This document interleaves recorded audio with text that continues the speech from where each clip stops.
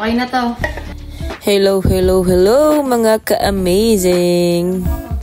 So mga ka-amazing, sa tingin ko naman, alam nyo na kung anong gagawin ko. So gagawa tayo ng melon juice. Perfect to ngayong summer kasi naramdaman ko na ngayon yung init. Hindi na siya malamig, so summer na talaga, tag-init na. So yun, perfect to ngayong merienda. So gumawa ko ng melon juice.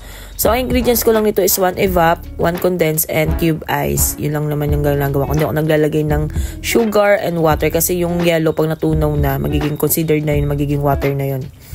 So yun lang ang aking ingredients.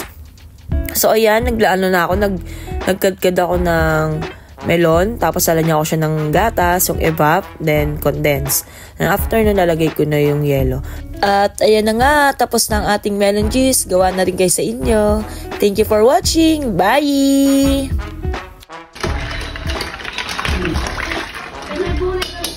Okay na to.